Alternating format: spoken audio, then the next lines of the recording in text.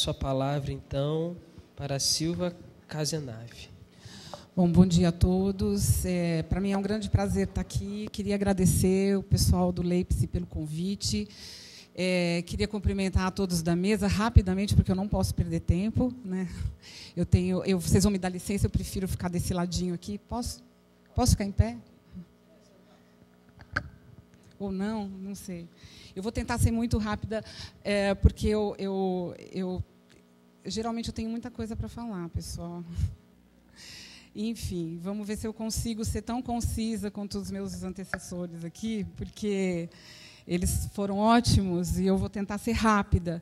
Mas, na verdade, o que eu trouxe foi um material para mostrar para vocês aquilo que já está sendo falado aqui desde o início.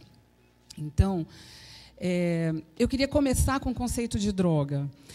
Eu vou dar um destaque rapidinho em 4 tipos de conceito, porque eles se interrelacionam. Vamos começar com o conceito, então, da Anvisa. A Anvisa adota um conceito, e a gente precisa desse conceito da Anvisa, porque ele está intimamente relacionado com a lei de drogas. Então, a Anvisa usa esses conceitos aqui, né? Droga, de uma forma bem geral, isso está na portaria 344, entorpecente, precursores, psicotrópicos e substâncias proscritas. Na lei de drogas, a gente tem no artigo 66 uma especificação de que, enquanto a terminologia não for atualizada, vai se seguir os conceitos de... vai se denominar droga as substâncias entorpecentes, psicotrópicas, precursoras e as outras de controle especial que estão na portaria 344. Essa é uma questão importante, porque quando a gente olha a portaria e quando a gente pensa naquilo que está escrito na legislação, então todas as substâncias controladas são consideradas como drogas. Bom, pelo NODC, né, que é o Programa das Nações Unidas para Drogas e Crime, qualquer substância natural ou sintética que, introduzida no organismo, pode modificar uma ou mais de suas funções. E a toxicologia adota esse daqui que eu prefiro, mas que é qualquer substância capaz de agir no centro de gratificação do cérebro, usada fora dos padrões médicos ou socioculturais, devido aos seus efeitos estimulantes, euforizantes ou tranquilizantes. Na verdade, por que a gente adota esse conceito? Porque não importa o efeito que ela provoque, importa, sim, que ela tenha uma ação sobre um sistema de gratificação. E importa que é chamado droga substância que sair fora dos padrões médicos ou socioculturais. Eu falaria meia hora só sobre isso, ou mais até, pessoal, mas eu não posso, infelizmente. Então, a gente usa esse conceito justamente para não separar essas duas situações de substâncias lícitas e substâncias ilícitas.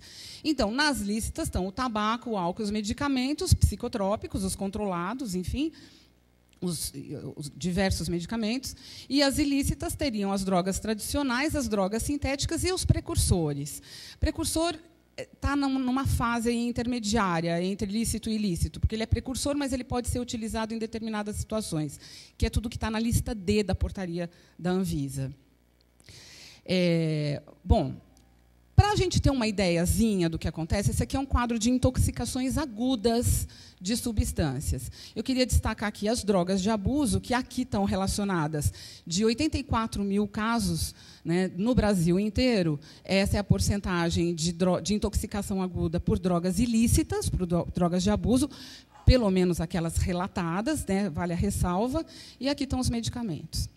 Tá, então, eu vou jogar para vocês esses dados, que, infelizmente, não dá para a gente trabalhar cada um deles, porque eu tenho muitas imagens aqui. Mas eu estou jogando justamente para vocês verem que nós temos medicamentos e substâncias. Então, como é que a gente vai classificar, né?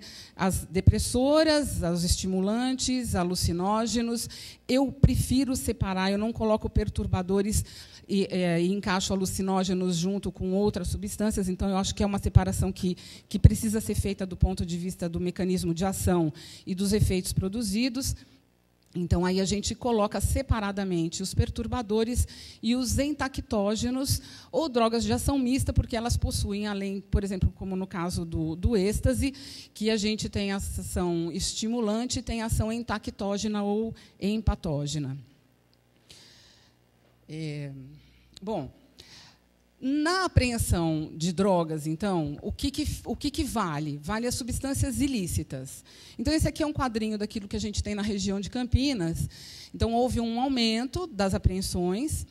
Vocês podem ver que a gente, no ano de 2000, tinha menos de 4.000 substâncias. A gente terminou 2013 com quase 20.000 apreensões. Isso significa número de casos, não peso. Tá?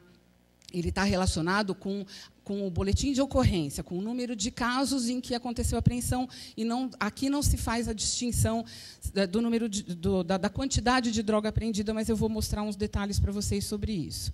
Então, as principais apreensões são de maconha e de cocaína, na forma de pó ou na forma de crack. Depois, a gente tem alguma apreensão de outros casos, que são inalantes, do tipo lança-perfume ou outros inalantes, que depois eu vou mostrar também, êxtase, LSD e medicamentos. Então, na verdade, a gente tem que relacionar, além do tipo de substância que é apreendido, com a pessoa que está sendo detida. E aí a gente tem um quadro de adolescentes e mulheres que aparentemente têm se elevado. Por que eu digo aparentemente? Porque, quando a gente faz a relação estatística vinculada ao número total de apreensões, então, na verdade, isso tem uma constância, ele não aumentou. Então, é um equívoco de interpretação da estatística.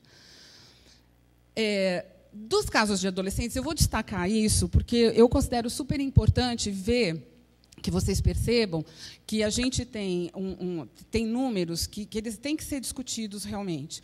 Então, aqui, de 12.000 casos de 2003, então foi até a metade do ano, 24% estavam relacionados com adolescentes. Só que eu queria que vocês reparassem, aqui, sim, nós fizemos um estudo, foi um trabalho de conclusão de curso apresentado... Ops, desculpa, pessoal, não posso tocar. Um trabalho de conclusão de curso que foi apresentado aqui na Unicamp, que eu orientei. Então, reparem que, com relação aos pesos, tanto a maconha como a cocaína, na forma de crack ou em pó, o intervalo maior de apreensão, né, é de 1,1 a 10 gramas de droga. Então, nós fizemos, como os dados da polícia não permitem que a gente tenha acesso a essa informação, a gente fez um trabalho, porque, como eu faço as análises de droga no laboratório do Instituto de Criminalística, então eu tive acesso a esses dados, né, eu tenho acesso diário a esses dados, e aí eu trouxe para vocês observarem que a maior quantidade de pessoas detidas, né, abordadas e detidas pela polícia, está portando uma quantidade, ou traficando, como vocês preferirem, né, ou de acordo com a interpretação da polícia, as quantidades de 1 grama até 10 gramas. Tá? Eu acho esse um dado relevante para a discussão aqui também. Bom, esse daqui é uma imagem que eu queria mostrar. Eu já fiz isso até em uma outra apresentação, mas eu gostei daquilo que está sendo mostrado aqui. Na verdade, a gente tem um perfil de consumo de X substância, né? Porque aqui 3 fotos, elas são de 2001 e uma foto é de 2012. E elas mostram exatamente a mesma coisa. Ou seja, crianças em situação de abandono, de falta de higiene, consumindo drogas. Só que tem uma diferença. 3 dessas fotos mostram o consumo de inalantes, de cola de sapateiro, no caso, e uma mostra o consumo de crack. E eu acho que isso é importante, porque a gente pode evidenciar que a questão não é a substância em si, mas é a situação de abandono que a gente visualiza aqui nas fotos. Então, na nossa legislação, a lista D2 ela tem todas essas substâncias, aqui com destaque o cloreto de etila, que é o que compõe o lança-perfume que a gente diz verdadeiro. Né? Então, essas substâncias elas estão na lista D2. Só que a gente se depara, quando faz as análises, com esse quadro aqui. Então, vocês podem observar que o cloroforme e o cloreto de etila eles são pouco apreendidos, e que a maior apreensão que está relacionada com o maior uso, nesse caso, é da diclorometano, que o pessoal hoje está chamando de pingo, que é o antirrespingo de solda. Então, é uma substância que é lícita e que é a mais utilizada. A consequência jurídica dessa questão é uma outra coisa que a gente pode discutir depois. Bom, aqui estão todas as ilícitas, que a gente chama de drogas de abuso, com as suas formas atuais, e eu queria destacar algumas coisas aqui rapidamente. Existe uma lista de novas substâncias proscritas, que são a metanfetamina, o MCPP, que é a acabou meu... que é a metoclorofenilpiperazina, o LSA, a salvinorina A, que é a da sálvia, e a mefedrona. Essas substâncias, elas foram incluídas na portaria... agora eu não lembro o número da portaria, me desculpem. Minha memória falhou, porque eu estou assim. Não é a 34, é um adendo, um anexo da 344, que foi de julho de 2012, então, onde essas substâncias foram incluídas. Tá? Então, para a gente ter uma vaga ideia do que elas são, a metanfetamina, que a gente não conhece dessa forma, né? Mas as pessoas conhecem, obviamente. Se falou muito da metanfetamina azul, cristal. Aqui se vende bastante a metanfetamina em comprimidos azul, que são muito semelhantes à êxtase. Nós temos também... esse daqui, quem faz análise de drogas e que pega um comprimido desse, ou uma pessoa qualquer que está comprando um comprimido desses, obviamente pensa que isso daqui é êxtase. Na análise que a gente fez, ele era metaclorofenilpiperazina. Quando nós fizemos essa análise, na época, ele não era proibido. Ele passou a ser proibido depois, nesse adendo da portaria 344. A cor de rosa, ela, além do MCPP, ela estava contaminada com cocaína também. Então, a pessoa consome algo que ela não conhece. Esses comprimidos de MCPP, eles vêm contaminados com metroclopramida, que o pessoal conhece como Plasil, né, nome comercial, anfepramona, que é estimulante, cafeína, que é estimulante, e fenproporex, que é estimulante. Bom, entre os alucinógenos, aí a gente tem vários que estão aí numa vertente, né? Ou seja, tem o LSD, o LSA, o DOB, que é chamado cápsula do vento, e, recentemente, eu fiz uma análise de DMT, que é o DMT é a dimetoxitriptamina, que está na chacrona, que é uma das plantas, é a Psychotria viridis, que é a composição do chá do Santo Daime da União do Vegetal. O pessoal tem vendido só a chacrona como fragmento vegetal para consumo, né? O LSA, que está dentro da legislação agora, ele está nessa planta, que é a Morning Glory, ou Glória da Manhã, que é uma trepadeira bastante conhecida. Então, se vocês tiverem essa trepadeirazinha na cerca-viva das suas casas, tomem cuidado, porque, de acordo com a legislação, vocês estão infringindo a lei de entorpecentes. Esse aqui é o DOB. O DOB é a dimetoxibromoanfetamina, então o nome anfetamina todos conhecem. Ela tem um bromo na sua molécula e ela era conhecida como a cápsula do vento, porque uma pequena quantidade pode produzir alteração de percepção e algumas alucinações. E porque ela tem pouca quantidade na cápsula, o pessoal fala que é cápsula do vento. Só que a gente tem pego selos, como esse que vocês estão vendo aqui, de DOB e não de LSD. Então, o comércio é feito com uma substância que as pessoas desconhecem. As pessoas que compram um selo desse pensam que estão consumindo LSD e elas não estão consumindo LSD, elas estão consumindo outras substâncias. A mefedrona é o que o pessoal conhece como miau-miau, né, que são os sais de banho. A princípio, a gente achava que o sal de banho tinha mefedrona. Hoje, eu estou entendendo que eles estão colocando a mefedrona em pacotinhos de sal de banho, porque existe uma facilidade de comércio. Enfim, essa é uma questão que também é para discutir, que eu não sei responder totalmente para vocês. Mas são sais de banho, eles são comercializados dessa forma, como vocês estão vendo aí. A mefedrona teve um destaque grande por conta de um consumo que está aumentando bastante nos Estados Unidos, e teve uma ocorrência de uma agressão, uma questão de violência muito intensa, e a pessoa estava sob o efeito da mefedrona. Então, tem toda uma discussão por conta dos sais de banho agora. Bom, esse aqui eu vou ter que pular, porque são todas as novas 21 substâncias que estão proibidas, que foram anexadas na portaria 344 nessa última revisão, que foi a atualização que foi feita, que foi agora de fevereiro, se eu não me engano. Eu vou pular isso aqui para ganhar tempo. Então, aqui as substâncias, eu também não vou ler o nome de todas elas, vou enlouquecer vocês, mas é uma quantidade grande de substâncias de substâncias anfetamínicas, estimulantes. A gente tem um grupo, que é esse grupo do 2CB, ou 2CB, ou do 25Cs. São um grupo de substâncias que a gente está vendo que está ocorrendo um aumento de circulação na cidade, vou dizer assim, porque a gente não pode referir nem ao uso, nem só à apreensão, porque esses dois dados eles não são cruzados. Então, o que eu posso dizer para vocês é que está aparecendo mais, com um pouco mais de frequência. E as pessoas relatam o uso. Bom, aqui a gente tem, então, além dessas recém-incluídas substâncias, a gente tem os canabinoides sintéticos, né? Então, para vocês verem só a semelhança das estruturas químicas, esses canabinoides sintéticos, existe uma tendência à proibição dos mesmos, né? Então, aqui a gente tem um pacotinho do qual como ele é comercializado, que é o Spice, ele é conhecido, que é o JWH018, mas toda essa listinha aí que não tem nem nome, são todas siglas e números, são os canabinoides que estão para entrarem agora na lista F da portaria 344. Então, as pessoas estão estudando se isso deve ser proibido ou não, né, se deve ser incluído ou não.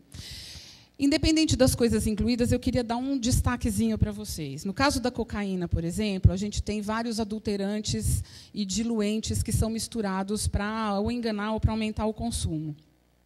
Esse daqui foi um trabalho que nós fizemos, porque a gente começou a detectar na região levamisol. Levamisol é um medicamento antieumíntico que vocês conhecem com o nome de ascaridil, né? Ele não é mais usado para medicina humana, só para medicina veterinária.